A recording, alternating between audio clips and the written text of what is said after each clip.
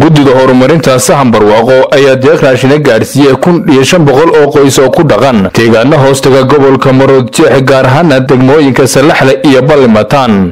halkaas oo ka jirto abaar baahsan oo biyo iyo baad la'aan ahi deegaanadan deeqda la gaarsiiyay ayaa waxay kala hayeen sharmaarke xadhig arraweelo raybadka qoolbuulo leh inayre celiyo qooldhuxulaale higlada libaax qowdhama iyo Ballimataan bulshada ku dhaqan deegaanadaasi deeqda raashinka la gaarsiiyay ayaa u mahadnaqay guddiga horumarinta sahan barwaaqo isla markaasina waxa ay ka deyriyeen xaaladda abaareed ee ka jirta deegaanadaasi raashinka caawimada maanta ka hor maanaan cid ka arago hore ma inoo iman markaas siyaasaan imaka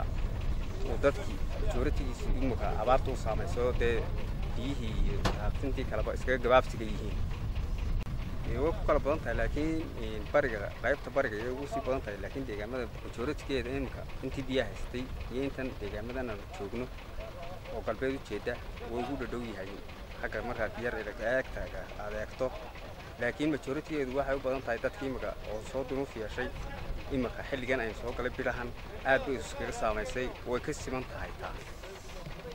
anagu horta waxaan ahay deegaanka Raweelo shina waa la yiraahdaa deegaanka Raweelo abaartu aad bay saameysay raashimadan amaanta noo keentayna aad baan ugu baahnay wallahi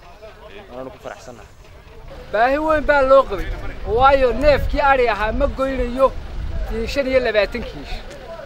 yaa 25 kiishka 25 kiilo qaada kolka waa loo qabay taa iyada waxa weeye way gaajaysan yihiin waxay cunaan ma hayaan maanta inay dad weynahu wax loo qabto xoola dhaqatadii ayay u baahan yihiin oo wixii lagu tari karayo abaaraha lagu taro cuntadu waxba u qaban mayso haddii ay tahay shayga laxda la yiraahdo imika ilaahay naxariistiisa oo soo dejiyo mooyaane cawska iyo raashin loo dhigdhigay iyo waxaas waxba u qaban maayo xagga cibaadada iyo alla caabudkana loo dhawaado deegaankan guddiga ka mas'uulka ana waanahay imaka xoolaha iyo dadkana biyo la'aan ayaa aad ugu halisa xooluhuna way jilceen maxaan ku raahdaa waxay cunaan male biyuhuna way yar yihiin daciif ayay yihiin alxamdulillah ilaahay baa mahadle raashinkan imaka la soo gaarsiiyay haddii aan la odhanayo gaarigan imaka saaran sida loo sheegayo oo mas'uuliyiintan taagani wada alxamdulillah dadkii keenana ilaahay jisaayiga ka siiyo